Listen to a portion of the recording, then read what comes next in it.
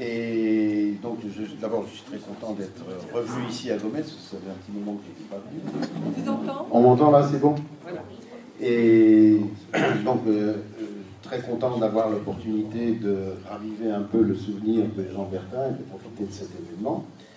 Donc, ce qui est important, c'est dans le fond, de continuer à faire vivre ce souvenir.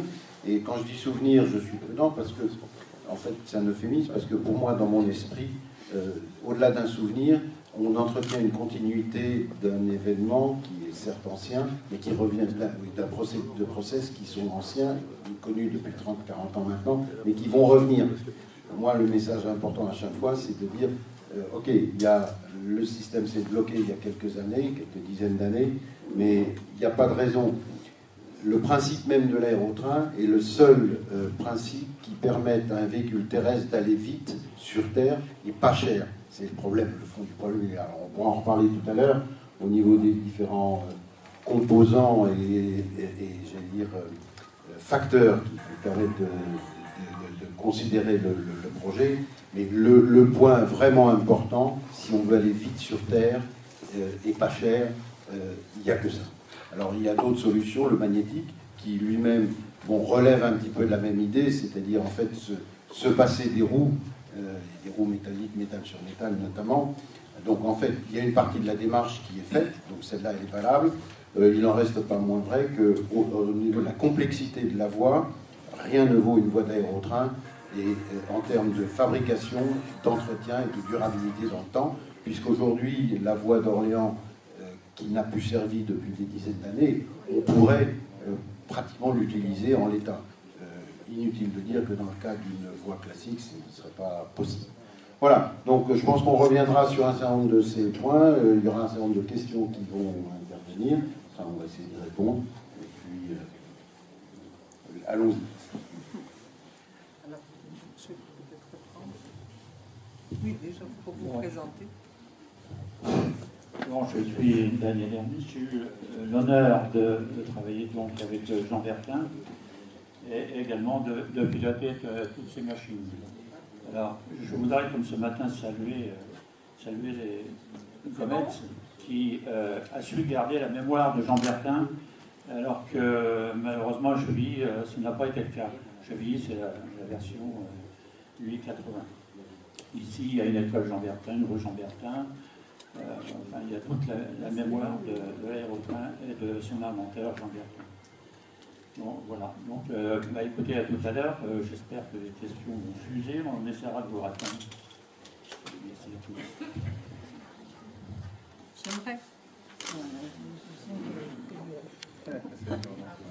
Alors j'en profite en attendant que Daniel arrive pour remercier Freddy Goussu et Philippe pour leur démonstration de maquette de l'aérotrain. Merci beaucoup. Bonjour, je suis Daniel Jeannot. Moi, je suis rentrée chez Bertin en 1964. J'ai toujours du bénévolat chez Bertin. Et donc, moi, j'étais technicienne et j'ai travaillé de 67 à 78 sur l'aérotrain. Voilà. Je dépouillais les bandes. Enfin, voilà, je faisais des calculs. J'ai bien travaillé avec Daniel. Et puis M. Bertin qui m'appelait, quand on faisait des records, qui m'appelait régulièrement pour savoir si j'avais bien mesuré et si la vitesse était bonne. Surtout le jour où on a passé, enfin, il voulait 200 à l'heure et moi je trouvais 199. Voilà. Et là, je lui ai dit au bout d'un moment, parce qu'elle m'a appelé 3 fois dans la journée, j'ai dû lui dire à un moment donné que je ne pouvais pas tirer sur les feuilles en papier, parce que comme on mesurait les distances, voilà. Bon, content d'avoir autant de monde, ça fait plaisir. Bon après-midi. Ici, à Saulieu, ce qui expliquera déjà, première remarque, pour ceux qui ont vu les films et qui l'ont entendu éventuellement dans nos enregistrements à la radio, il avait un accent très prononcé. Et il y tenait. Il était très fier. Et bon, voilà toute l'histoire, mais quand même. Alors, il fait des études à Saulieu d'abord, et puis après, il part au collège à Autun, puisque en fait, au-delà, pour la partie lycée et études supérieures, il n'y avait rien sur place. Donc Autun, et il part en préparation à Paris, et là, il est reçu à la Polytechnique. Il est reçu en sauf que du coup, il fera ses études en 2 temps, puisqu'il y aura la guerre entre les deux. Après, il va faire en école complémentaire super-héros, et l'aéronautique étant sa passion, il l'avait découvert au travers de divers événements régionaux, et il avait décidé que ce serait son domaine, disons, de prédilection. Et effectivement, à la fin de la guerre, à la fin de ses études et de la guerre, il rejoint ce qui allait devenir plus tard la SNECMA. En l'occurrence, il est à Lyon, chez Gnome, et après, donc, remontera 45 ou 46, je ne sais pas trop, à Paris, et là, il intégrera ce qui deviendra la SNECMA. À la SNECMA, donc sur une dizaine d'années, puisqu'on va aller jusqu'en 55, il va être responsable des moteurs, du groupe des moteurs à huile lourde. Pour faire simple, c'est ce qu'on appelle les moteurs à huile lourde. En gros, c'est des moteurs diesel aéronautiques qui permettaient, disons, des puissances, des rapports puissance-consommation très intéressants pour l'époque. C'était, disons, relativement spécialisé. Il a beaucoup travaillé aussi sur les avancées. Les Allemands avaient beaucoup avancé aussi pendant la guerre, donc il s'agissait de rattraper le retard. Et alors, à cette période-là, ils sont attachés également à l'étude, bien qu'il n'était pas en direct dans ce secteur, l'étude des réacteurs, donc que va développer la SNECMA. La France était relativement en retard. Pendant la guerre, elle n'avait pas pu travailler ce domaine-là, donc il y avait beaucoup de choses à rattraper. Donc il avait suivi ça de près. Il était directeur technique adjoint de la SNECMA, donc numéro 2 de la SNECMA du point de vue technique. Donc ça, il était très bien placé pour cela. Et un point sur lequel j'insiste, parce que bien sûr, il est très connu pour tout ce qui est les véhicules à coussin d'air, mais à l'occasion du salon en 2003, Aviation Week avait fait une étude au niveau mondial pour désigner les 100 personnalités de l'aéronautique qui avaient le plus marqué le siècle. Et donc, je passerai sur le processus. Il y a un système à élimination, si je puis dire. Et en fait, il avait été nommé donc, en finale dans les 100 premiers, ce qui est déjà donc, une très grande fierté. Ça date de 2003. Hein. Et en fait, il avait été nommé au travers des travaux sur les aéroglisseurs. Mais je me suis fait un malin plaisir de le rappeler, pour moi, une chose encore plus importante que les gens oublient souvent, c'est qu'à l'occasion de ce passage à la SNECMA, ils avaient étudié ce qu'on appelait les déviateurs de G. Et au travers de ces déviateurs de G, tout simplement, ils avaient trouvé et développé le concept de l'inverseur de poussée. L'inverseur de poussée est une découverte française des années 50. Et dites-vous aujourd'hui qu'il n'y a pas un avion dans le monde, dans le domaine civil, qui ne se pose sans inverseur de poussée, qui est en fait au départ un brevet SNECMA et un brevet dont il était le père. Donc pour moi, c'est bien au-delà de l'aérotrain. Je pense que et pour les spécialistes, les gens qui le savent, cette invention est au moins aussi importante et en tout cas a eu un retentissement, un développement encore plus, disons, complètement mondial. Voilà, donc là on est en 55, ça c'est pour faire rapide. Et alors, autre problème, toujours dans l'aéronautique, et ça va vous expliquer certaines autres choses. Dans l'aéronautique, on travaille dur pour rattraper le retard, pour développer des matériaux nouveaux, des traitements métaux nouveaux, etc. Et ils s'aperçoivent que dans d'autres industries, parlons de l'automobile, l'automobile dépense beaucoup d'argent pour redécouvrir des choses qui étaient parfaitement connues dans d'autres domaines. Donc il s'est dit, oh là, il y a un problème, et en fait il y a peut-être une opportunité. Et c'est ce qui l'a amené, avec d'autres raisons, à quitter la SNECMA en fin 55, début 56, pour créer la société Bertin en 56, donc on y arrive, et qui était un bureau d'études, appelons ça bureau d'études spéciales, qui est à destination de l'industrie. Et donc c'est un petit groupe de 15-20 personnes. Alors, Maurice Berthelot, qui était le responsable du programme aérotrin au sein de Bertin, avait été un des tout premiers à rejoindre. Il était technicien, il avait été un des tout premiers à rejoindre l'équipe Bertin qui démarrait. Et à l'époque, il fallait quand même un certain courage parce que, bon, la situation économique n'était pas terrible. La SNECMA, c'était une grande entreprise nationalisée et quitter la protection, si je puis dire, d'une entreprise nationalisée pour rejoindre une petite équipe qui se lançait dans le privé, sur ses propres fonds, eh ben, il fallait en vouloir.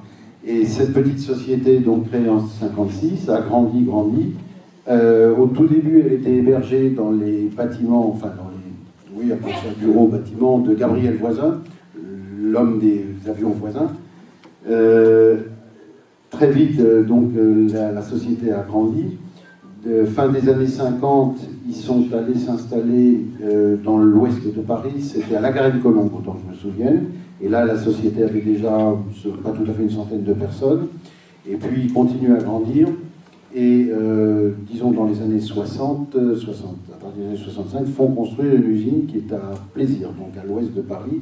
Et là, la société va prendre son rythme de croisière, puisqu'ils vont monter jusqu'à pas loin de 600 personnes sur le site de Plaisir. Alors, de quoi parle-t-on? Ces 600 personnes qui sont en recherche et développement et appliquées, parce que l'idée, c'est toujours de partir de phénomènes physiques connus, maîtrisés, pour les développer, pour les faire passer dans l'industrie. Donc ça, c'était très important, cet aspect pratique. Et en fait, cette société, entre guillemets, n'était que 600, ce qui est énorme, en fait, pour un bureau d'études, mais génère, vous voyez, en fait, c'est le sommet d'une pyramide qui faisait travailler des centaines, des milliers de personnes, en fait, en aval. Donc, gros succès, finalement. Et donc là, ça nous amènera au niveau des fin des années 60 et début des années 70, à toute l'aventure des véhicules à coussin d'air. Et là, on parle des terraplanes, qui étaient les véhicules terrestres, des naviplanes, qui étaient les véhicules maritimes, dont le N500, qui a été le plus gros aéroglisseur du monde, il ne faut pas l'oublier, qui a été en service pendant un certain temps, et puis tous les véhicules à coussin d'air sur rail qui sont là. Et pour ceux, je rappelle qu'aujourd'hui, les records de ce véhicule d'Orléans là-bas, avec le réacteur, datent de 1974, et à l'époque, on faisait, Daniel qui me corrige si je me trompe, et on faisait 430. On a fait 430 km/h, et on faisait 400 à l'heure tous les jours avec 70 passagers sans aucun problème.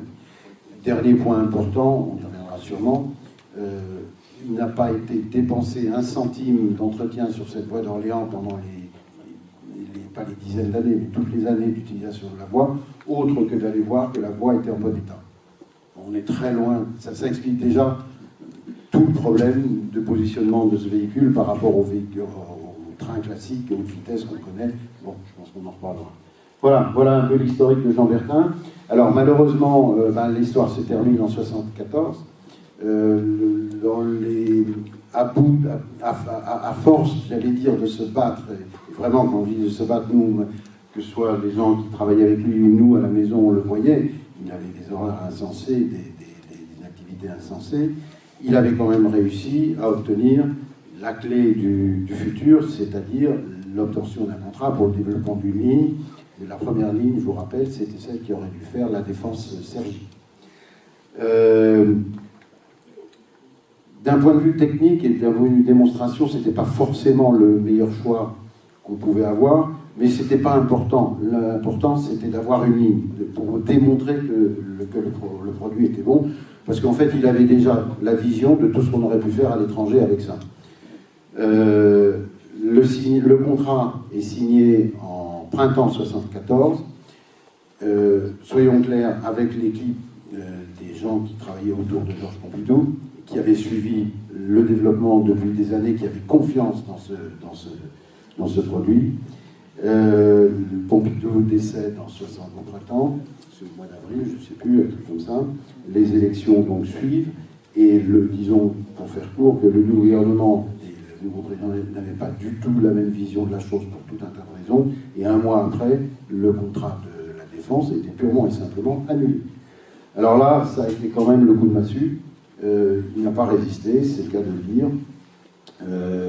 Il a tenu un certain temps, mais le mal l'a emporté. Un an après, il était parti. Et voilà. Fin de l'aventure pour ce qui me concerne en 1975. Maintenant, je pense que il y a plein de gens. La société a continué, a vécu des heures diverses, mais ils sont toujours là. Bertin Technologies, même si c'est dans le cadre d'une autre structure, existe toujours.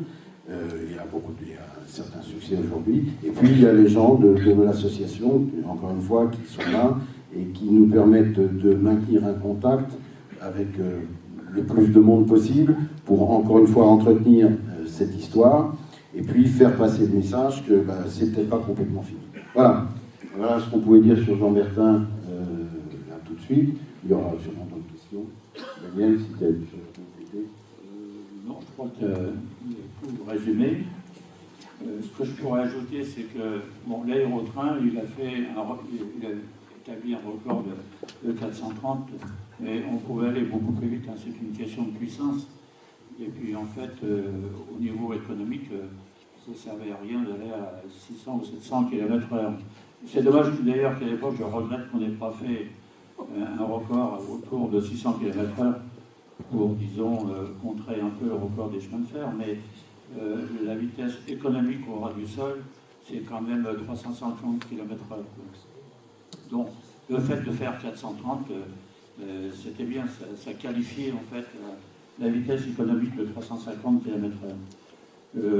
Personnellement, moi j'ai fait 350 km/h, mais qui n'ont pas été homologués, parce que j'avais un vent arrière de 100 km/h. Non, Daniel n'était pas là. Donc, vous voyez, il n'y avait pas tellement de limite de vitesse sur l'aérotrain, étant donné qu'il est prisonnier de son rail. Donc, c'est tout ce que je pouvais dire. Maintenant, écoutez, si vous avez des questions, je peux vous répondre sur ce que j'ai pu vivre au travers de toute cette aventure aérotrain qui a commencé pour moi en 66 à Gomez et qui s'est terminée à Orléans, on va dire encore en 78, puisqu'on a établi quand même une veille de l'aérotrain jusqu'en 78. Je peux passer le micro au public. Oui, nous pouvons arrêter. Voilà. Donc nous arrêtons le diaporama parce que fort heureusement, M. Michel Bertin nous a donc fait cette chronologie et donc merci beaucoup. Nous allons passer un micro aux personnes qui souhaitent poser des questions.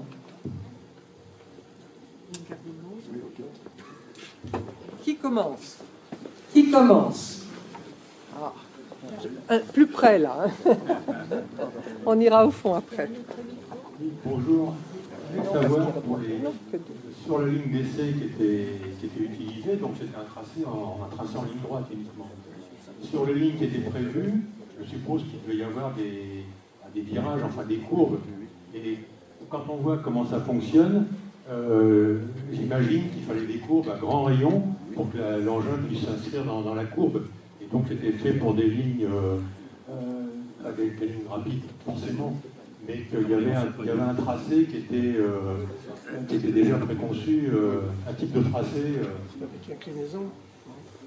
Là, je vais faire un rectificatif, c'est que la ligne d'Orléans de 18 km, c'était pas une ligne droite, hein. Il y avait des virages. Donc le virage le plus prononcé faisait 5 km de rayon. Par rapport au chemin de fer, c'est beaucoup plus serré. Donc il fallait simplement, pour vaincre la force centrifuge, déverser un peu le rail, hein, incliner le rail, pour ne pas qu'il y ait d'effet de lacet important. C'était calculé. C'était calculé. Une question ici. Oui, bonjour à tous. Il y a un prototype, donc un des prototypes qui est toujours visible à Versailles-Satori. J'ai eu l'occasion un petit peu de pouvoir le regarder et je me suis aperçu que pour la sustentation, il y avait un moteur de Gervais-Gordini. Alors qu'aviez-vous comme procédure dans la mesure où vous étiez à grande vitesse?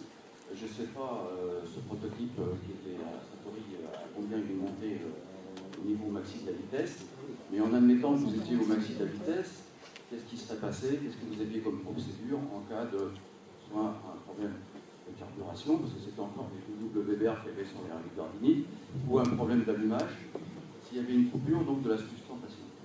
Alors, vous pensez bien qu'il a fallu qualifier tout cela, même avec le I-80. Il y avait une multitude de patins en bois qui étaient dû être, et ça a fait l'objet des essais qu'on vous a obligé à faire, hein. C'est-à-dire couper la sustentation à plus de 300 à l'heure, à 350 à l'heure, couper la sustentation et on glissait sur les patins en bois. Ça sentait un peu Brûlé. Ah oui. Il y avait même un effet de compression dans Orléans, on pouvait même on peut se passer dans certaines positions de la sustentation par compression sous la machine, non? Alors, oui, Michel me rappelle quelque chose, c'est que avec l'effet dynamique, à partir d'une certaine vitesse, on pouvait réduire la sustentation. C'est-à-dire le moteur de sustentation, on pouvait le réduire. Donc, on consommait à ce moment-là beaucoup moins de kérosène, en prenant la dynamique.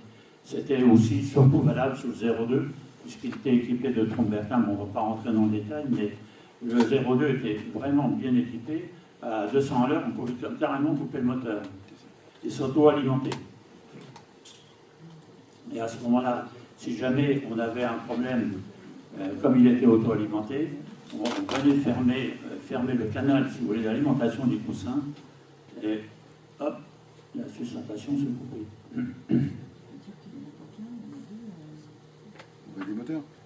Une autre question par ici? Comment se modulait la vitesse, à part le moteur, pour freiner? Comment on faisait? Alors, pour freiner, C'est pas les patins en bois. bon, déjà, même, quand vous êtes comme à 100 mètres secondes, je parle en opérationnel, hein, vous êtes à 100 mètres secondes, vous réduisez la puissance, vous avez le frein aérodynamique, vous savez, vous n'êtes pas longtemps à perdre 100 km/h. Hein. Ensuite, vous avez dans la version hélice, l'inversion du pas de l'hélice.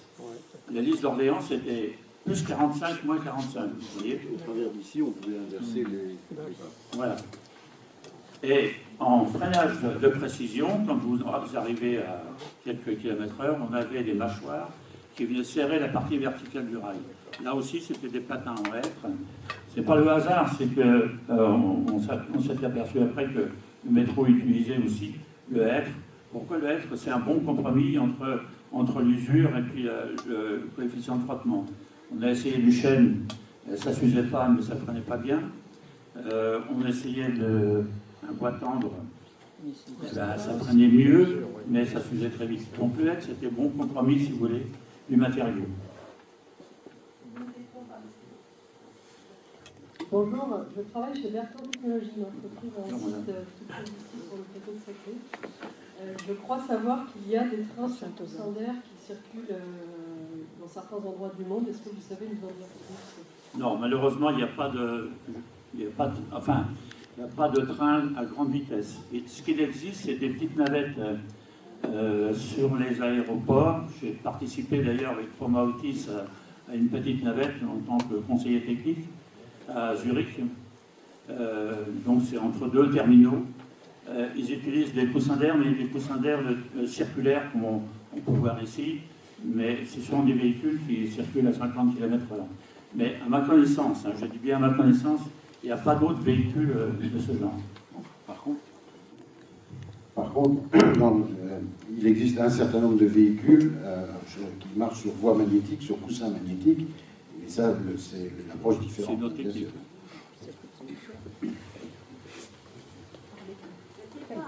Également, vous nous disiez que l'aérotrain pouvait prendre des virages, mais est-ce qu'il peut également gravir des pentes importantes comme le faire de moyens de transport?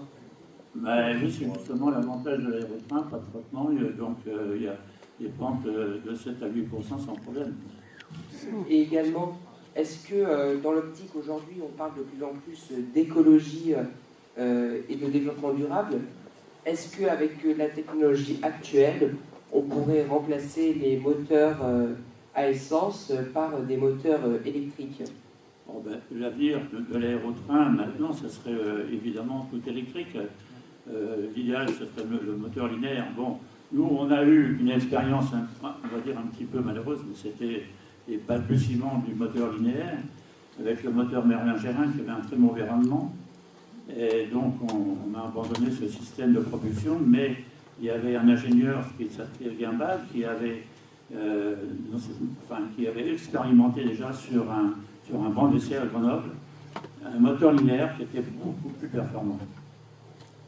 Et également, sans parler de moteur linéaire, est-ce qu'on pourrait en fait utiliser la propulsion par hélice, mais au lieu d'avoir un moteur, pas d'avoir un moteur classique, un peu thermique, un moteur électrique. à la place du moteur thermique, un moteur électrique au niveau de l'hélice. Ouais, le problème, c'est la captation après.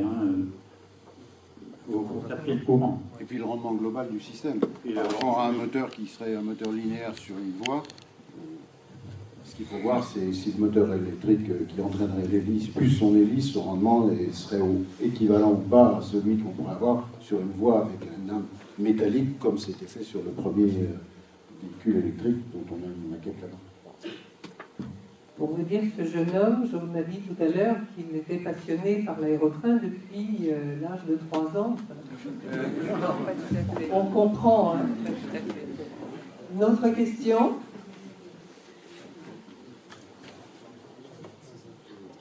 Y a-t-il pas un projet de monorail ici au Canada qui relirait À ma connaissance, non, madame. Je ne pense pas. Non. Je voulais, mais... Moi, j'ai travaillé à SNECMA, on faisait des différents types d'essais pour certifier les moteurs d'avion. Je voudrais savoir quel type d'essai vous faisiez, par exemple, si vous faisiez vent chaud, froid, la vibration, on m'avait dit que ça ne vibrait pas beaucoup, donc vous n'avez peut-être pas fait beaucoup. Et par exemple, les impacts, par exemple, d'oiseaux, par exemple, l'influence, je ne sais pas moi, d'un grand orage ou quelque chose comme ça. Quel type d'essai vous faisiez? Alors, écoutez, la différence justement entre la voie de Gomez et la voie d'Orléans, la voie de Gomez, effectivement, on pouvait rencontrer, malheureusement, ce qu'on a fait une fois, un chien, des animaux sauvages, et là, on pouvait abîmer le véhicule et puis évidemment tuer la bestiole. C'est bien pour ça que l'Orléans était 100% sécurisé par le fait qu'il était à 7 mètres de haut. Alors, vous dire que les orages, la neige, tout ça, on a tout subi, subi toutes les outrances possibles et imaginables à Orléans. Ça faisait partie d'ailleurs des essais. Il fallait bien qu'on démontre que par tous les temps, le véhicule était fiable. Il n'y avait pas d'influence sur le coussin d'air? Non, non. Alors, pour le fond, la question c'était qu'il n'y avait pas d'influence sur le coussin d'air. Non, si vous voulez, on poussait quand même. Si vraiment c'était un orage puissant, on poussait un peu une vague de vent souave qui pouvait un peu ralentir le véhicule. Mais c'est tout. Hein. Mais quand il y avait de la neige, par exemple, c'est un peu comme les chemins de fer. Il fallait passer sans arrêt pour évacuer la neige. Il ne fallait pas attendre qu'il y ait un mètre de neige sur la voie, sinon il fallait déneiger. C'est ça. D'autres questions? Oui, s'il vous plaît. Le projet d'Hyperspeed d'Elon Musk aux États-Unis, est-ce que ça repose aussi sur le principe du coussin d'air? Il y a une différence de pression, hein, je crois que c'est un peu comme le pneumatique, mais... Alors, il faut resituer un peu le contexte. Elon Musk, pour autant que je sache, que nous sachions, la première idée, c'est déjà de circuler, non plus à l'air libre, mais dans un tuyau en dépression. Ce qu'on a dit tout à l'heure, aller à 350 à l'heure au ras du sol, c'est à peu près la limite économique du transport rapide. Après, on peut aller beaucoup plus vite, hein, on a fait 430, on peut aller demain à 600 à l'heure, il y a du magnétique qui va à 600 à l'heure aujourd'hui, mais le problème, c'est qu'on dépense une énergie folle à vaincre la résistance de l'air. Alors, l'étape suivante, et chez Bertin à l'époque on avait regardé, et le principe a été regardé, quid de mettre la voie dans un tube en dépression. Auquel cas, alors on arrive. Alors, sur le papier, c'est très bien. Dans la pratique, ça pose quand même beaucoup de problèmes. Ça veut dire que le véhicule à l'intérieur doit être pressurisé. Ça veut dire que est-ce qu'on doit mettre en dépression toute la ligne sur 100 ou 200 km, c'est pas évident. Si on met des secteurs, c'est difficile à gérer. Enfin, bon, ça pose un certain nombre de problèmes. Après, dernier point, effectivement, pour aller à ces vitesses-là, alors, ça veut dire que dans le tube, on va aller à 500, 600, peut-être plus. On pourrait imaginer d'aller à 700 à l'heure. Je pousse jusqu'au bout, allons à 1000 à l'heure. Après, il y aurait encore d'autres problèmes, j'imagine. Alors, qu'est-ce qu'on a Évidemment, il est hors de question, dans ce cas-là, d'avoir une roue. Donc ensuite, ça veut dire que pour sustenter le véhicule, on va être amené à deux solutions, les deux seules disponibles, soit avoir des coussins magnétiques, soit avoir des mini coussins d'air. Mais le problème du coussin d'air, ça peut marcher, sauf que c'est un inconvénient, c'est qu'on réintroduit quelque part de l'air dans le système en dépression. Et deuxièmement, si on puise cet air à l'extérieur, c'est très embêtant parce qu'on est déjà en dépression. Donc probablement qu'il va falloir des puissances installées au niveau des compresseurs qui sont incompatibles avec j'allais dire, un système économique mondial. Voilà, je crois que ça pose un certain nombre de problèmes. Peut-être que le magnétique est une réponse à ce moment-là, mais je pense qu'on est sur la vision d'Elon Musk du truc. On n'est pas sorti de l'auberge. Il y a d'autres problèmes encore en plus, si on regarde les États-Unis. Ouais, si on regarde et puis aux États-Unis, il y a des risques non négligeables, c'est le risque sismique et des choses comme ça aussi, accessoirement. Mais il y aura encore des... Alors ceci dit, Elon Musk, il a de bonnes idées. Hein. Ce qu'il a fait avec les fusées, au début, les gens étaient un peu sceptiques. Bon, il faut regarder ce qu'ils font.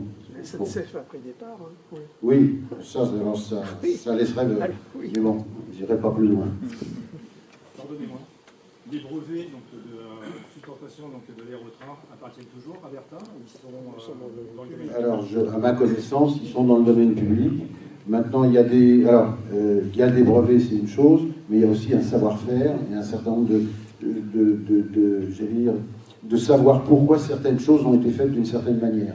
Et ça, c'est pas forcément sur la place publique et ça fait partie du savoir-faire. Bon, il faut savoir si ça a encore une valeur.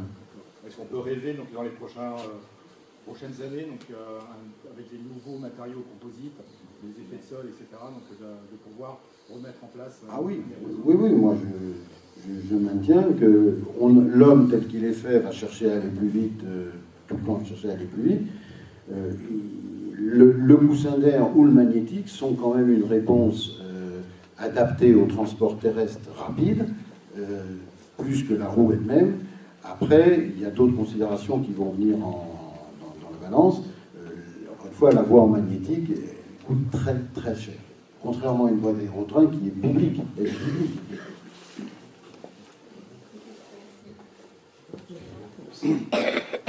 sur l'aérotrain là-bas, il n'est pas censé y avoir des fusées sur les maquettes, on ne peut pas faire des fusées. Alors, il y a eu des fusées installées, notamment sur celui-ci. Lequel oui. Mais le premier, ça a été dans l'ordre celui-ci. Oui, ce véhicule était, disons, de la catégorie 200 et quelques à l'heure.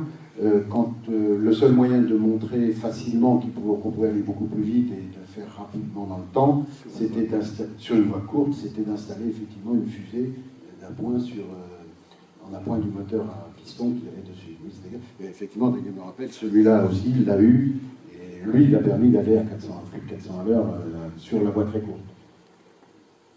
Mais c'était uniquement des installations d'essai, parce qu'il était hors de question, par contre, on ne peut pas imaginer qu'en exploitation, bien sûr, on est ce genre d'installation qui ne pouvait être que provisoire, bien que certaines personnes malveillantes à l'époque se sont servies de photos précédentes en voyant un grand panache de fumée derrière celui-là pour dire « Ah ben on ne peut pas, l'aérotrain pollue ». C'est complètement idiot, mais bon, tout est bon. Après, nous reprendrons d'ailleurs un des petits films qui montre tout ça avec justement ces images qui permettent de répondre aux questions. Oui, merci.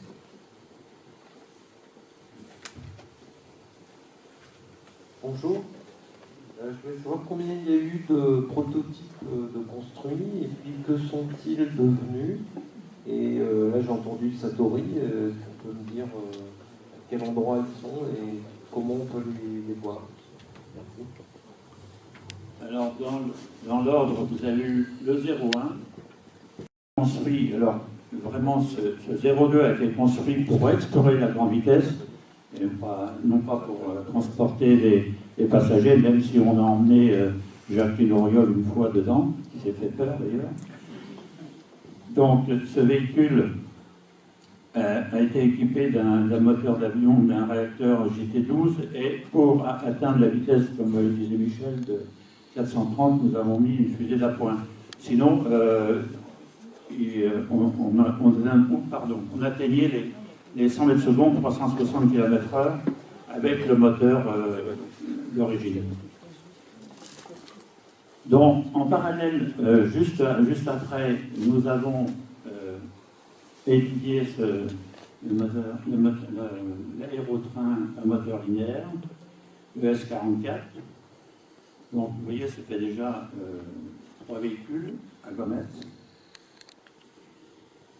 Ensuite, donc, nous sommes partis à Orléans avec ce I-80 qui était construit, qui a été mis en service en 1969. Et dans cette version, donc, c'était une version qui atteignait les 300 km/h avec sa version hélice.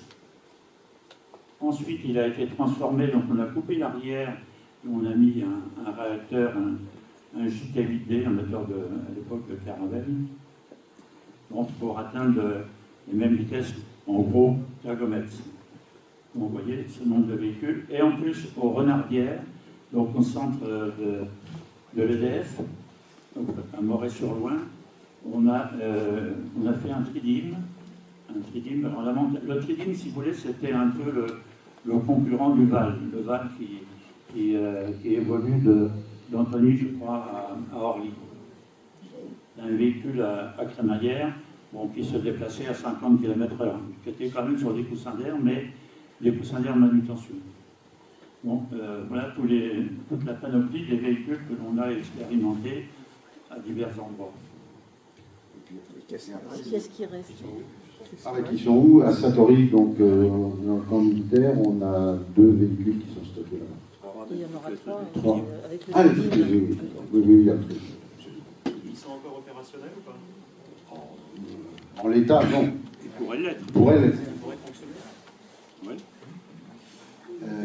Et puis après, il faut rappeler, si on est dans les coussins d'air, bien sûr, il faut rappeler tous les véhicules donc, terrestres et maritimes qui ont été faits. Question? Je voudrais savoir combien ça consommait. Le pilote? Ça consommait du kérosène. Ce que je peux vous dire, c'est que, allez, pour 4 allers-retours sur 18 km, puisque vous savez qu'on nous a imposé une période d'endurance. On était contrôlés quand même par les chemins de fer, il faut le dire, à Orléans. Les chemins de fer étaient chargés par l'État de nous contrôler. Donc on a eu une période d'endurance de 3 mois dans la version hélice. C'est-à-dire qu'on faisait des allers-retours toute la journée et on arrivait même à faire 1200 km par jour sur la ligne de 18 km. Alors on faisait la contenance du véhicule, c'était 2000 litres en gros. Et pour les 4 allers-retours, on faisait le plein. Le calcul. Mais le calcul précis, je ne peux pas vous dire. On a des chiffres, hein, on a des chiffres sur papier, mais bon, on ne va pas rentrer dans le détail. Mais vous savez, que vous preniez n'importe quel moyen de locomotion, au ras du sol, ça coûte de l'énergie et on se recoupe à peu près hein, dans les énergies. On peut dire que ça consomme comme un train à 350 à l'heure, hein, c'est pareil. Par contre, la défense était entièrement électrique. Pardon? La défense était entièrement électrique. Mais il n'y a pas de consommation de carburant fossile. Ah non, non. Vous pouvez préciser pour la femme? Oui, on parle de consommation de carburant kérosène. Par contre, sur la version du contrat de la défense, le véhicule était 100% électrique. Entièrement électrique.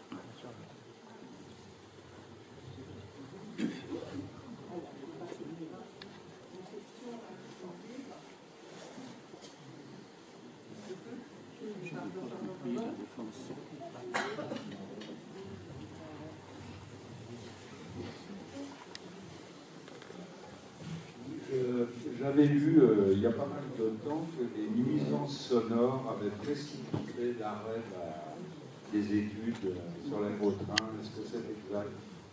Non, alors, évidemment, si vous parlez de Gometz, vous savez, un réacteur et des fusées, évidemment, ça faisait du bruit, mais le problème, c'était pas un matériel d'exploitation, c'était juste un matériel d'essai.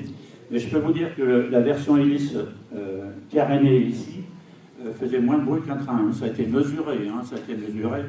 Vous savez, on met des micros, on répartit des micros à une certaine distance, 50 mètres, 100 mètres, et on avait la chance d'avoir une voie de chemin de fer qui était à proximité de la voie d'Orléans, et on mesurait le bruit d'un train, puis le bruit de l'aérotrain, et l'aérotrain faisait moins de bruit.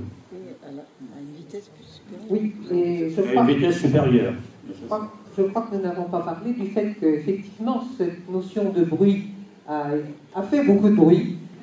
Et on a oublié que vous aviez fait des essais. Enfin, des essais ont été faits pour tester le Concorde, les réacteurs du Concorde. Alors là, c'est une autre phase, si vous voulez. On s'est servi de l'aérotrain comme moyen d'essai. C'est-à-dire que le 02, qui allait sa vitesse était de 100 mètres secondes, donc 360 à l'heure, a intéressé beaucoup la SNIGMA qui voulait tester des tuyères pour Concorde.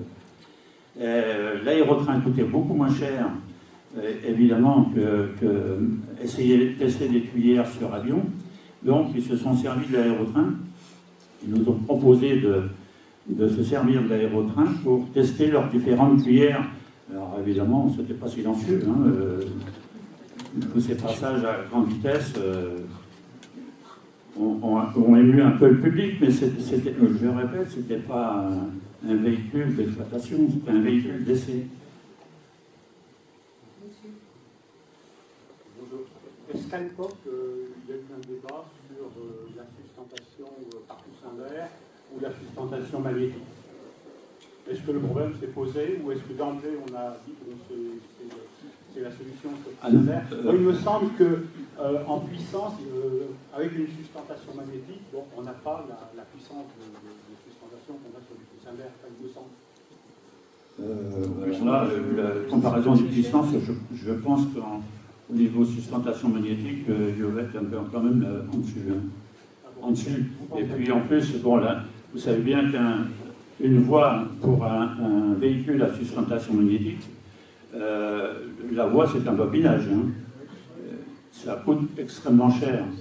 Alors, dans le prix de revient, dans le coût du prix de revient au kilomètre par passager, il faut mettre tout ça. Le problème, c'est que les chemins de fer, dans le prix du billet de train, ils n'incluent pas, si vous voulez, l'entretien de la voie, alors encore moins évidemment la construction de la voie, qui coûte, d'après les derniers calculs que l'on a fait il n'y a pas si longtemps, qui coûte entre 3 et 5 fois plus cher qu'une voie d'aérotrain. Je parle d'une double voie. Et en plus, rien qu'à construire. Alors, à entretenir, je peux vous certifier là, que de 69 à 78, pendant les essais d'aérotrain à Orléans, on n'a pas fait une heure d'entretien. Rien. Et comme disait Michel tout à l'heure, peut-être, à mon avis, la voie d'Orléans, on pourra encore l'utiliser aux joints de dilatation près qui on peut travailler, mais ça c'est de la mécanique. Mais d'ailleurs, la GTM, les grands travaux de Marseille, ils sont allés il n'y a pas très longtemps, ils ont regardé le rail, pour eux il est resté en bon état. Vous voyez, 50 ans après. Oui, bonjour. Justement, j'ai lu récemment qu'il était question qu'il y avait une PME française, une start-up, Space Trade, qui envisage de relancer un prototype et de réutiliser d'ailleurs la voie. Vous pouvez nous en parler? Bonne question. Écoutez, c'est dans la logique de ce que je vous ai dit tout à l'heure. On va redécouvrir l'intérêt de la haute vitesse sur coussin d'air et magnétique, puisque ça va s'affirmer comme, encore une fois, la seule solution pour cela. Alors, le magnétique, il y en a en Chine, il y en a au Japon, les Allemands ont pas mal développé ça, et effectivement, il y a un certain nombre de gens qui regardent aussi donc l'aspect coussin d'air. Alors oui, Space Train est en train de réfléchir et de voir un petit peu quel véhicule, sur quelle voie, etc., il pourrait fonctionner, en fait de refaire probablement une partie des études qui avaient été faites pour l'aérotrain à l'époque, en y intégrant des technologies nouvelles. Clairement, ils vont partir directement, manifestement, sur des solutions 100% électriques. Alors, 100% électriques, que ce soit en propulsion ou en sustentation. Après, l'électrique, il y a plusieurs manières de l'aborder, soit capté par la voie, soit embarquer des systèmes de piles à combustible avec de l'hydrogène.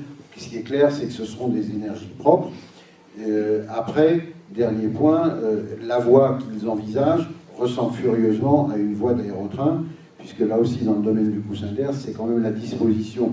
La voie plate et le rail central, c'est quand même la disposition, je veux dire, la plus intelligente, et en tout cas celle qui pose le moins de problèmes.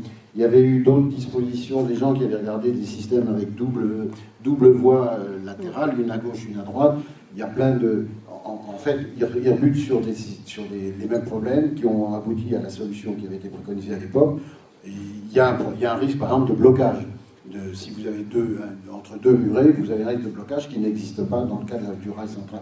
Donc quand on est confronté aux mêmes problématiques, ben, aujourd'hui on arrive à peu près aux mêmes solutions. Oui, Space Train cherche à faire un véhicule qui ressemble pour beaucoup d'aspects à ce qu'était un aérotrain de l'époque. On leur souhaite de réussir. Non, ce sera que la validation de tout ce qui aura été fait depuis 50 ans, avec l'apport des technologies nouvelles.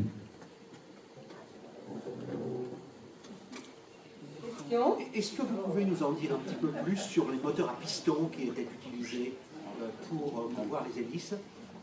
Quand on ne connaît pas le sujet, on imagine que ça devait ressembler à des moteurs d'avions de ligne de l'époque, qui étaient des machines extrêmement bruyantes. Non, alors attendez, pour le 01, nous avions deux moteurs de Gordini, le R8 Gordini, 1300, donc moteur en push-pull, pour la sustentation.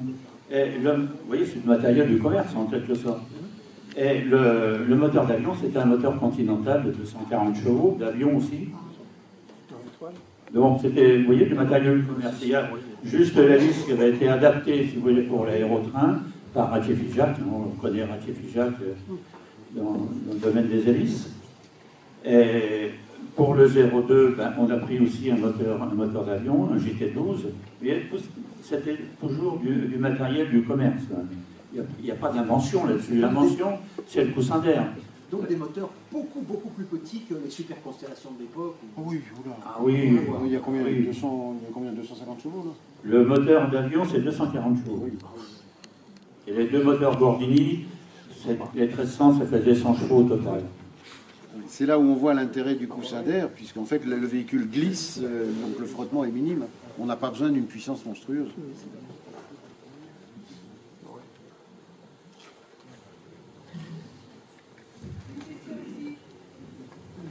Bonjour, une petite question. J'ai toujours une grande interrogation sur l'évaluation de la distance pour s'arrêter sur la voie de Gomex, aux vitesses auxquelles vous aviez. Comment faisiez-vous pour évaluer la distance, le point au-delà duquel il fallait absolument s'arrêter? Vous savez, après, c'est une question d'habitude. Puis on se fixait des distances. Par exemple, l'Orléans, on savait qu'il fallait freiner à 3 km avant la plateforme de retournement pour des questions de confort, parce qu'on pouvait s'arrêter plus court, mais quand vous transportez des passagers, le but n'est pas d'ordonner des accélérations fortes. Hein. Donc on se donnait 3 km, reverse, douce, et puis voilà, on arrivait, on terminait sur la plateforme de retournement, on repartait. Et là c'est pareil, quand on pouvait aussi mettre la puissance d'un seul coup pour démarrer. On le faisait quand on n'avait pas de passagers, bien sûr, mais avec les passagers, il faut accélérer doucement et puis partir, disons, sur 3 km aussi, on était à quelle vitesse.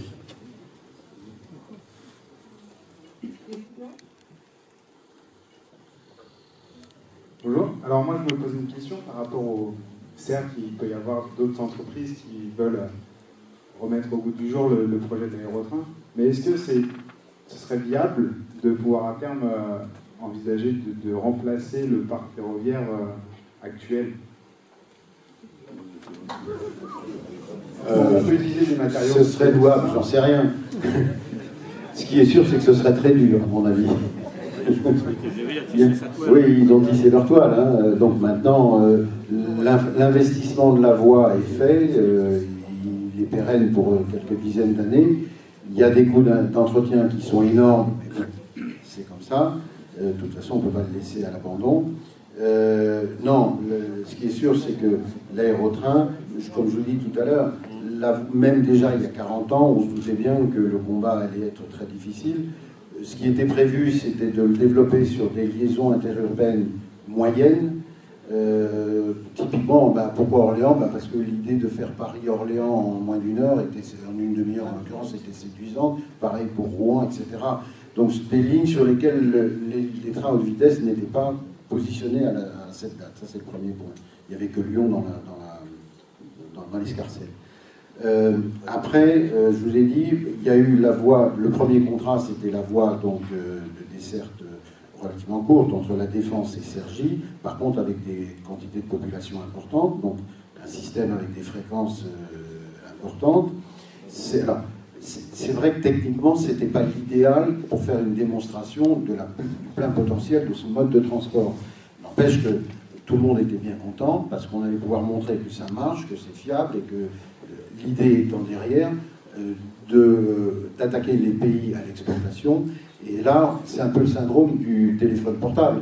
Il y a tout un tas de pays qui sont passés du téléphone à cadran et avec une ligne dans un coin au téléphone portable généralisé. Ils ne sont pas passés par le réseau classique.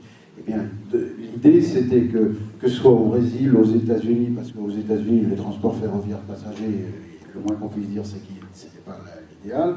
Il y avait d'autres pays, la Suède, enfin, il y avait 8 ou 10 contrats, enfin, pas contrats malheureusement, mais projets qui étaient très avancés. Les États-Unis avaient leur propre aérotrain. Ils construisaient un aérotrain sous licence, il ne faut pas l'oublier. Tout ça n'était possible que si, en France, on avait pu démontrer, parce que ça, il fallait le faire, passer par la case de la ligne de démonstration en grandeur réelle qu'aurait été la Défense Cergy. C'est là où l'abandon de cette ligne a été une catastrophe. Le CDG Express. Ce qui aurait été encore mieux, comme je crois ça avait été envisagé, Orly-Roissy. Oui, ça c'était le rêve. Le projet existait. Moi, j'ai vu un certain nombre de planches et de tracés, etc. Oui, c'est évident qu'il y a 40 ans, on parlait déjà de la ligne Orly-Roissy. Il y avait deux options. Il y avait soit passage par l'ouest, en gros par la porte Maillot, soit par l'est, qui était un peu plus court, un peu plus rapide. Oui, c'était alors là, c'était la vitrine absolue. Et c'était un véhicule déjà électrique aussi, qui était prévu il y a 40 ans.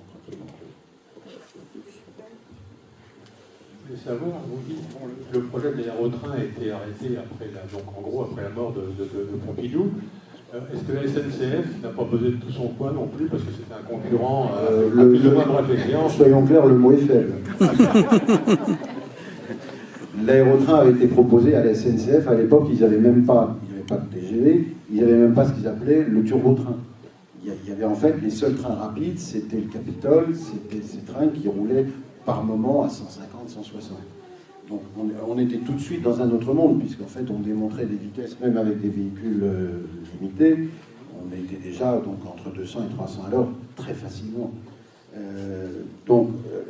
La SNCF, il y avait eu des discussions bien sûr faites avec la SNCF, et là très vite, ce qu'on appelle le Not Invented Here est intervenu, c'est-à-dire qu'il y a eu le réflexe d'autodéfense des gens qui avaient une technologie à défendre et qui se sont sentis menacés.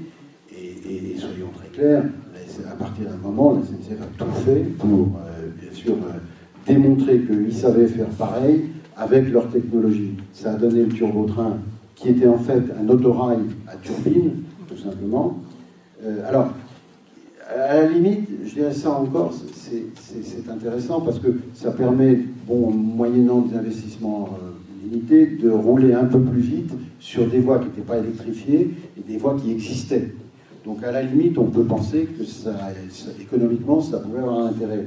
Là où le bas a blessé, c'est qu'ils ont tout de suite attaqué l'aérotrain en disant « mais c'est pas intéressant, il faut construire un réseau, nous on peut rouler sur le réseau existant ». Et là, c'est parfaitement inexact, puisqu'il est hors de question de faire passer sur la même voie des trains à 100 à l'heure et des trains à 300 à l'heure. Ça ne peut pas marcher.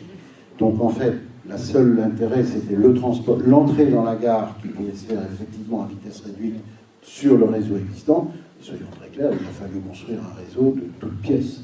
Et ça, ils le savaient dès le départ. Oui, une question ici.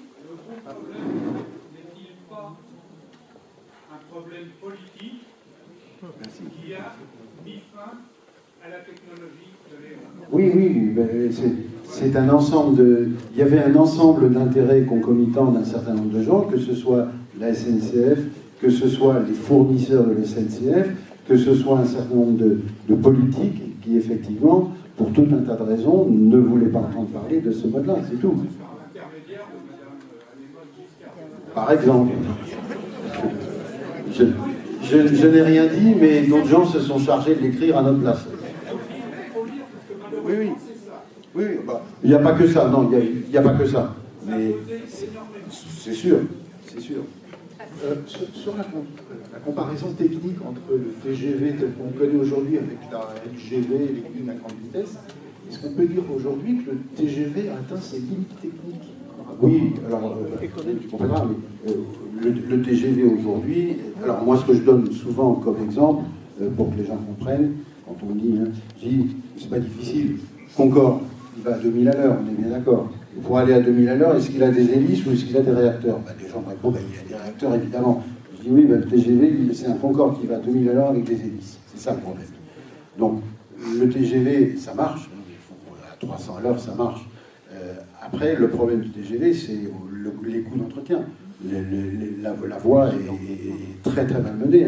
Une rame qui va faire 500 ou 1000 tonnes lancée à 300 à l'heure, gros métal sur métal, forcément, ça ne se passe pas bien en dessous. Et ce qu'on a su, c'est que lors de l'essai qui a été à 500 à l'heure, ils ont fait 500 à l'heure une fois, donc il y a quelques années, le véhicule, le train en question, le dessous était massacré, littéralement massacré. Donc il y a la question, c'est tout. Le système a atteint sa limite et des coûts qui sont difficiles à supporter, même pour la collectivité aujourd'hui. On a bien vu qu'il y a eu quand même quelques milliards qui ont été passés un peu sous le tapis ces derniers temps, qui résultent des coûts d'entretien, enfin, entre autres, de fonctionnement, notamment les lignes haute vitesse.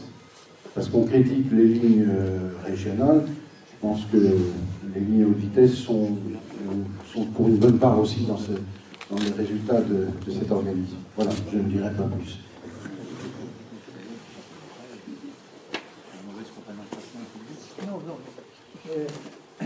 Moi, j'aimerais bien que vous nous racontiez l'anecdote lorsque vous pilotiez sur la voie d'Orléans. Avec le Capitole. Voilà. Ah. Oui, petite anecdote. Avec le véhicule à version hélice, on faisait la course avec le Capitole. À ce moment-là, les trains, ils étaient à l'heure. Alors on se mettait à la plateforme sud.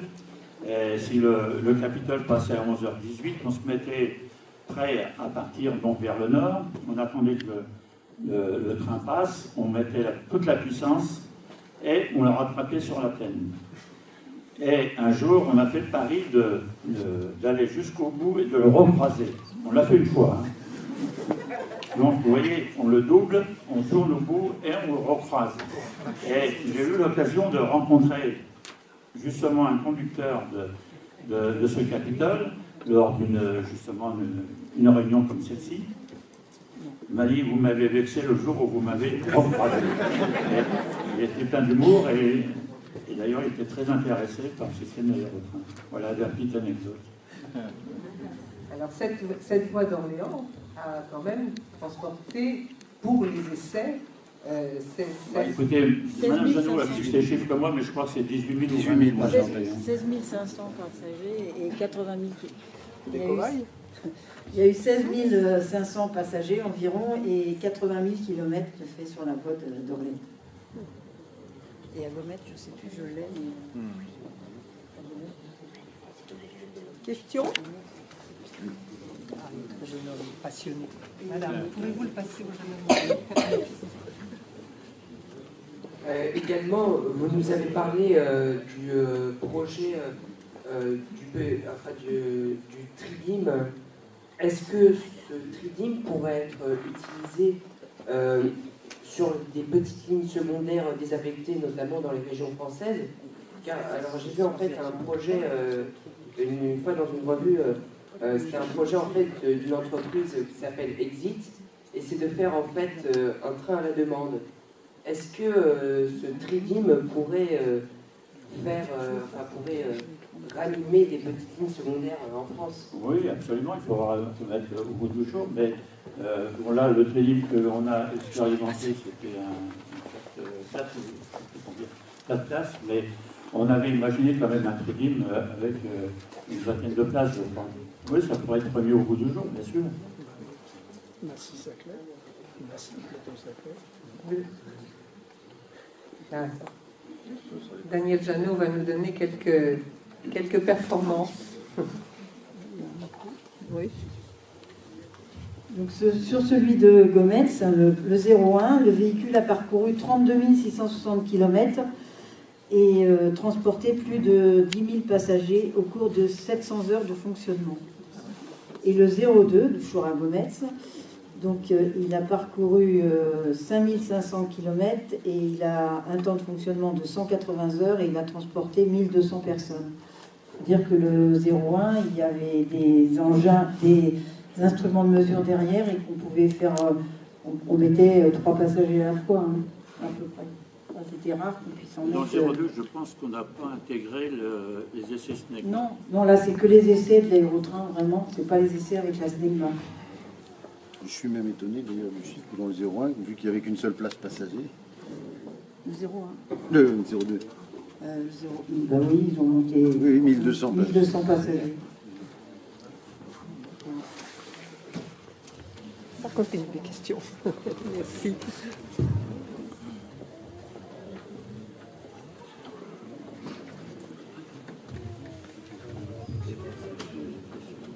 Bonjour. Dans l'hypothèse d'un aérotrain à moteur linéaire, est-ce que la phase de retournement serait toujours indispensable? À un moment donné, il faut bien... On pourrait imaginer qu'avec un moteur linéaire, on peut oui, bien sûr, oui. la nécessité de retourner la rame. Oui, pourquoi pas. Merci.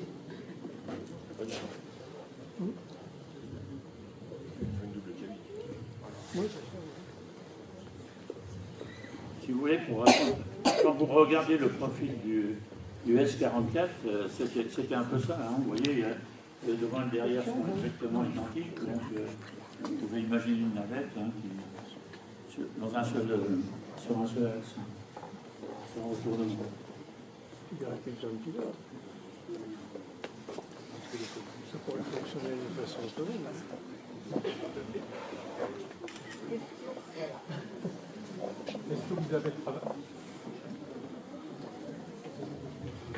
Est-ce que vous avez travaillé avec l'ONERA pour le profilage et les engins? Parce que les engins, les maquettes sont passées en soufflerie parce qu'il y a quand même un certain aérodynamisme, mais je pense que ça a dû être calculé, étudié. Les deux premiers prototypes, non, mais l'Orléans, oui. Il y a eu une structure en bois qui a été fabriquée et qui a été testée dans la soufflerie. Alors, je ne sais plus laquelle, hein, je ne peux pas vous dire, mais je sais que ça a été testé en soufflerie. Et vous n'avez jamais eu des effets de décollement extérieur? Non. Une question sur les effets de décollement. Oui, si vous voulez, dans le 02, bien que les calculs démontraient que le véhicule ne pouvait pas échapper le rail, on a mis dans un premier temps un plan déporteur devant pour le plaquer au sol. En faisant les mesures, on s'est aperçu que la raideur des coussins était suffisante, donc on l'a enlevé. Mais vous avez remarqué quand même que le réacteur, par sécurité, était légèrement incliné, ce qui lui donnait un couple piqueur. Pourquoi? Parce que la boîte Gometz, il y avait une cassure qui était au point 40. Le point 40, c'est sur la plaine, là. Il y avait une cassure brusque comme ça. On ne voulait pas quand même que l'aérotrain ait tendance à aller loin. Comment? Le chariot supersonique. Sur le chariot, oui, on a fait dans le cadre d'essais, d'éjection, etc., on a été amené à faire un chariot supersonique. Et pareil, donc avec le même problème, il n'y a jamais eu de problème de vibration et de pompage à ma connaissance. Et puis il n'a pas décollé, il a fait un Mach 4. Mach 1.4 Ouais. Oui. C'est pour ça J'ai une question sur les volumes de... Dans les langues. Merci, bonjour. J'ai une question sur les volumes de voyageurs transportés, puisque, a priori, un des problèmes de l'aérotrain, c'était de pouvoir transporter un certain nombre de personnes par rapport au train classique. Je suppose que là, on ne peut pas accrocher des wagons. Donc, pourquoi pas? Si, c'était parfaitement possible. D'une part, absolument. Donc des wagons. Dans la ligne Orly-Roissy, je me souviens, il y avait aussi plusieurs voitures. En général, c'était 2. Deuxièmement, on joue surtout. Alors, il y a un gros paramètre qui va influer, c'est que pour écouler le trafic, on joue aussi beaucoup sur le débit. La solution du coussin d'air permet de monter vite en vitesse et de s'arrêter relativement vite. Donc on peut augmenter, au lieu d'augmenter la taille des véhicules, c'est beaucoup plus intéressant éventuellement d'augmenter la fréquence. Et là, c'est sûr qu'avec ce genre de véhicules, c'est beaucoup plus facile. Ce sont des véhicules qui sont légers par rapport à des rames de train. Donc la montée en vitesse, l'arrêt est également bref. Et dans le fond, la solution, au-delà d'accoupler N voitures, c'est aussi d'augmenter la fréquence de passage. Alors, je profite que j'ai encore le micro pour vous poser une autre question. Cette voie d'Orléans qui aujourd'hui reste en bon état, est-ce qu'il est prévu de la réhabiliter ou je ne sais pas, ou pour y faire à nouveau circuler quelque chose qui aurait peut-être une vocation plus touristique que commerciale? Disons qu'il y a plein de gens qui ont plein d'idées, que ce soit dans le domaine éventuellement touristique, animation locale, mémoriel éventuellement, ou même d'autres applications quant à des transports terrestres. Bon, elle est aujourd'hui les propriétés de l'État, et c'est l'État qui peut décider in fine ce qu'ils auront à faire. Donc n'importe qui ne peut pas faire n'importe quoi dessus. Elle a été classée. Moi, je vais revenir sur cette ligne, à Paris-Orléans. Effectivement, le projet de la société, donc, elle est fait en même temps avec Dassault Aviation ou Dassault Industrie. Et effectivement, ils vont un projet de réétudier, effectivement, utiliser cette voie en titre, comme vous, un titre expérimental pour leur futur projet de train que vous avez dit à l'hydrogène. Voilà. Et le préfet, il a donné son aval très récemment, en début d'année. Oui, on sait qu'il y a eu des contacts, on sait qu'il y a des gens qui sont effectivement intéressés par l'utilisation de cette voie. Les montages industriels qu'ils pourront faire derrière, ça aujourd'hui, je ne sais pas trop où ils en sont de façon précise. Oui, tout est possible, mais effectivement, il faudra à un moment donné l'accord de l'État, donc du préfet, etc., et tous les gens qui sont impliqués. Ce qu'on a dit tout à l'heure, c'est que la voie, en fait, elle n'est pas maintenant, mais en fait, elle n'a pas bougé. Il y a besoin sûrement d'un nettoyage, un jour de nettoyage, etc. Bon, il y a peut-être des vérifications à faire, mais elle est là, il n'y a pas de problème. C'est qu'elle a été coupée. Oui, elle a été coupée pour faire passer l'autoroute, la 19, je ne sais plus laquelle. Il en manque 500 mètres. Ah non, disons, oui, 200 mètres, oui. Et puis il y a les recoupés aussi à un autre endroit. Ceci dit, on n'a pas besoin des 18 km pour faire des essais. S'il y a des gens qui veulent faire des essais sur une dizaine ou une quinzaine de kilomètres, c'est possible. Une question. Quels sont vos plus beaux souvenirs de l'aérotrain?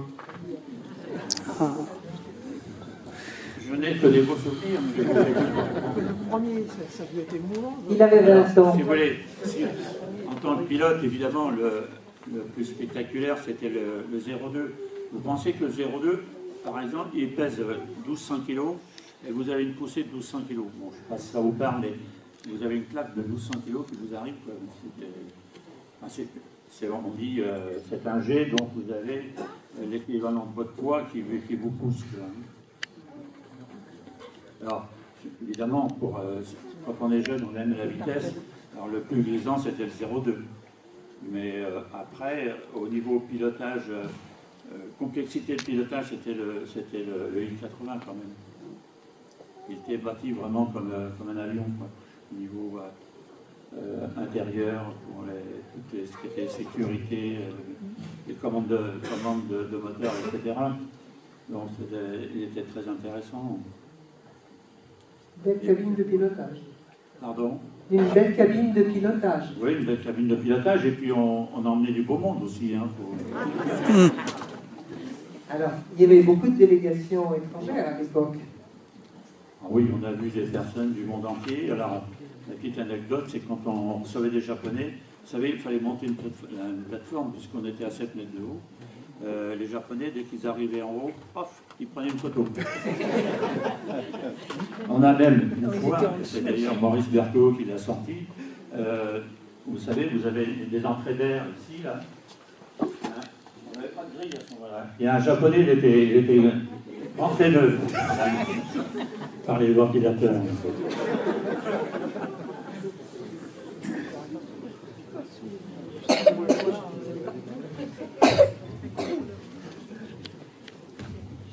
Merci. Dernière question. Pourriez-vous nous parler de la phase test sur le 01 où il y avait des roues motrices en amont de l'aérotrain?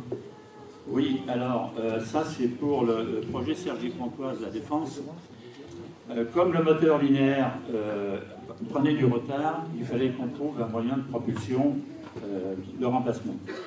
Donc on a fait des essais de roues pressées, c'est-à-dire qu'on met avec 2 roues horizontales serrer la partie verticale du rail, et c'est ce qui aurait servi de propulsion à l'aérotrain, donc Sergi Pontoise La Défense.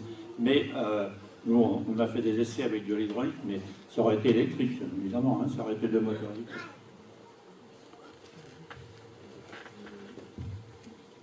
Enfin, l'objectif final était quand même le moteur électrique linéaire complet, puisque la société a travaillé en parallèle de Merlin-Gérin. On a travaillé sur les systèmes donc, du moteur électrique, en fait sur les systèmes de commande de puissance du moteur électrique, de passer ce qu'on appelle la fréquence variable. Et ça, ce système-là permettait d'obtenir des rendements normaux, entre guillemets, pour les moteurs électriques. Et à terme, c'était en fait la vraie solution du Sergi Pontoise. Ce qui est vrai, c'est que l'anecdote des roues pressées, si je puis dire, et les retards qu'il y a eu sur le moteur électrique linéaire première version, a été aussi un des arguments utilisés par les opposants pour torpiller la ligne, ça c'est clair.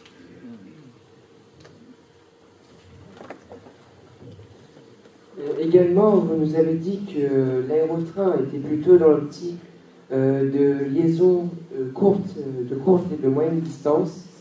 Est-ce qu'il aurait été possible de faire une ligne très longue distance du type Paris-Marseille, voire Lille-Marseille? Oui. Alors, on peut toujours, ça c'est pas le problème, on peut. Le problème c'est est-ce que c'est intéressant? Pour aller vite, il y a un autre moyen, c'est l'avion. Économiquement, c'est l'avion. Le problème de l'avion, c'est l'aménagement des transports terminaux. Si on veut aller vite, déjà, au-delà d'un Paris-Lyon, on peut se poser des questions.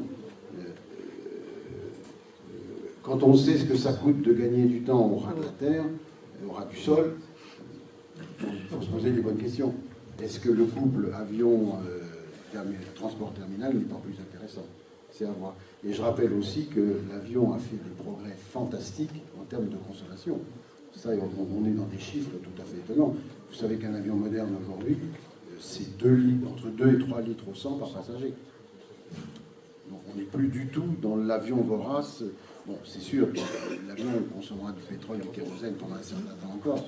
Mais la vraie question, c'est est-ce que c'est intelligent de faire un train à 300 à l'heure au ras du sol quand on sait ce que ça coûte sur 3 heures? Sur 1 heure, oui, l'avion n'est pas rentable, ça vaut pas le coup. Par contre, au-delà de 2 heures, on peut se poser des questions. Alors même si on sait tous, c'est très pratique d'aller à Marseille en 3 heures, bon, il y a plein de gens qui en profitent. Mais le vrai problème, c'est est-ce que économiquement c'est viable pour la collectivité? S'il vous plaît. Juste une question technique. Je me demande, est-ce que la propulsion participe à la constitution du coussin d'air simplement par phénomène de portance? Et pourquoi l'avant des trains n'apparaît pas avaler l'air ou avoir un aspect de portance qui permettrait... Est-ce que c'est contradictoire avec la... C'est pas forcément contradictoire, mais là, c'est très pointu à partir du moment où vous allez faire une aile d'avion. Exactement, avoir cet aspect... Est-ce qu'il y a un problème de couche limite Oui, on pourrait tout à fait imaginer ça. Vous savez, le 02, si on rentre dans le détail, il avait un générateur d'air à l'avant, un Palous, qui était utilisé sur la Gine, sur l'hélicoptère Gine. Et il injectait de l'air dans des trompes Bertin pour assurer le coussin d'air. Ça veut dire qu'à 200 km/h, on prenait la dynamique. Voilà, avec l'effet de trompe, on pouvait tout à fait imaginer ça. Hein. Ceci dit, d'accord, vous supprimez un moteur, mais vous augmentez quand même la traînée. Hein. Il n'y a pas de secret. Donc, si vous augmentez la traînée, vous poussez un peu plus avec le réacteur ou même un moteur linéaire. Donc, il y a un peu plus de puissance. Alors après, c'est un compromis. Quoi, hein. Ok.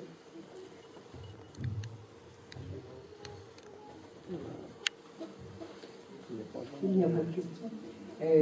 Pouvez-vous, sur le coussin d'air, donner quelques exemples autres que l'aérotrain, justement des capacités de cette technologie géniale Alors, en parallèle des aérotrains, il y avait le coussin d'air de manutention donc, qui était développé. Donc, le coussin de manutention, c'est un coussin circulaire, mais qui est fait pour évoluer sur des sols vraiment très plans et parfaitement lisses. Alors, c'est une bonne application, c'est une bonne dérivation du coussin d'air. Si vous voulez, ça nous a permis quand même de faire des belles installations, par exemple à Kourou, où la première plateforme de retournement d'Ariane 4, 640 tonnes, a été faite sur les coussins d'air Bertin.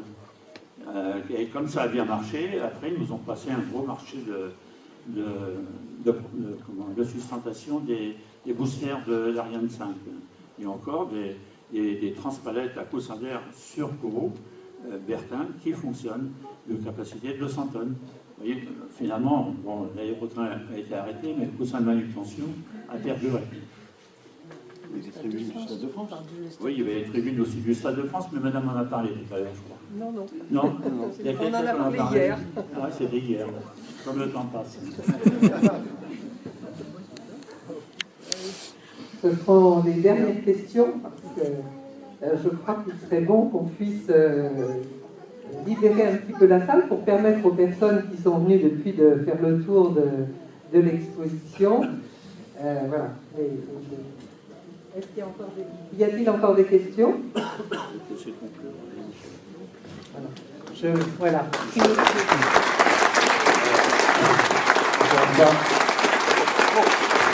Merci à toutes et tous d'être venus pour nombreux et pour perpétuer cette aventure qui, encore une fois, pour moi, bon, ça n'en est pas la fin.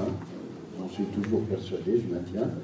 Et ben, on peut peut-être se donner rendez-vous dans quelques années, peut-être, j'ose pas dire quelques années, avec peut-être d'autres choses plus concrètes. Voilà. En tout cas, merci à tous. Merci beaucoup d'être venus.